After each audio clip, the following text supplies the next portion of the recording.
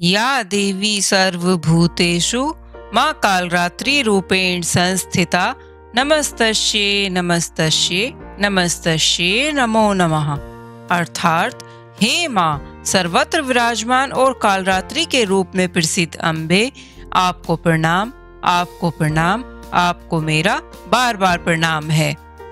माँ दुर्गा की सातवीं शक्ति कालरात्रि के नाम से जानी जाती है। दुर्गा पूजा के 7वें दिन माँ कालरात्रि की उपासना का विधान है। तो भक्तों, आइए सुनते हैं दुर्गा सप्तशी का 7वां अध्याय। इस अध्याय में हम चंड और मुंड के वध का वर्णन करेंगे।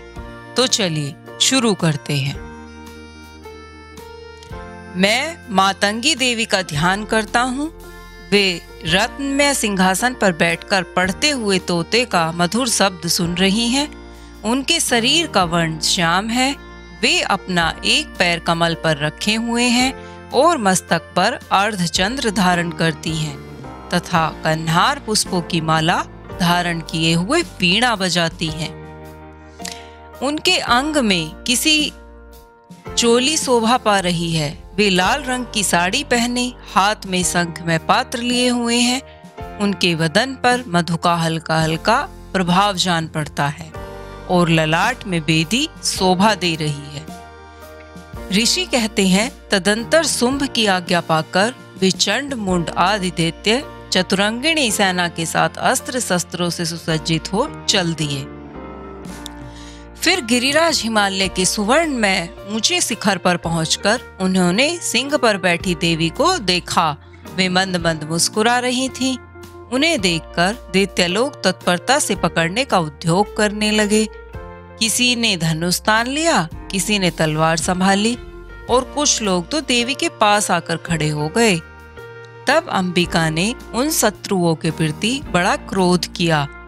उस समय क्रोध के कारण उनका मुख काला पड़ गया, ललाट में भौहें टेढ़ी हो गईं और वहां से तुरंत विकराल मुखी काली प्रकट हुईं, जो तलवार और पास लिए हुए थी।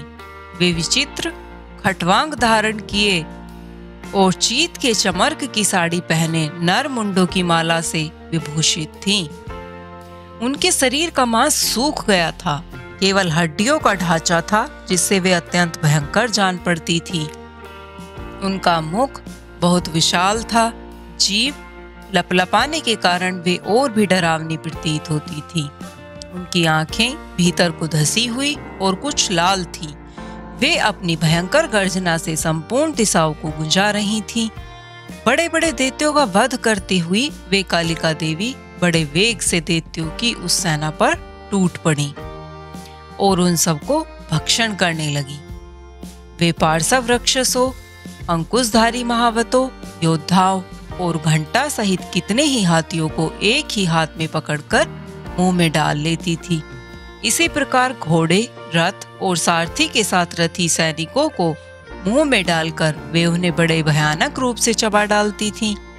किसी के बाल पकड़ लेती, किसी का गला दबा देती, किसी को पैरों से कुचल डालती और किसी को छाती से धक्के से गिराकर मार डालती थी। वे असुरों के छोटे हुए बड़े बड़े अस्त्र शस्त्र मुंह से पकड़ लेती और रोष में भरकर उनको दांतों से पीस डालती थी। काली ने बलवान एवं दुरात्मा दैत्यों की वह सेना रोंद डाली, खा डाली और कितनों को मार भगाया। कोई तलवार के घाट उतारे गए, कोई खटवांग से पीटे गए और कितने ही असुर दांतों के अग्रभाग से कुचले जाकर मृत्यु को प्राप्त हुए। इस प्रकार देवी ने असुरों की उस भारी सेना को क्षण भर में मार गिराया। यह देख चंड उन अत्यंत भयानक काली देवी की ओर दौड़ा तथा महादैत्य मुंड ने भी अत्यंत भयंकर बाणों की वर्षा से तथा हजारों बार चलाए हुए चक्रों से उन भयानक नेत्रों वाली देवी को आच्छादित कर दिया। वे अनेकों चक्र देवी के मुख में समाते हुए ऐसे जान पड़े मानो सूर्य के बहुतेरे मंडल बादलों के उदरे में प्रवेश कर रहे हों। तब भयंकर गर्जना करने वाली काली ने अत्यंत रोष में भरकर विकट अट्टहास किया। उस समय उनके विकराल बदन के भीतर कठिनता से देखे जा सकने वाले दांतों के प्रभाव से वे अत्यंत उज्जवल दिखाई देती थी। देवी ने बहुत बड़ी तलवार हाथ में ले हूं का उच्चारण करके चंड पर धावा किया और उसके केस पकड़कर उसी तलवार से उसका मस्तक काट डाला।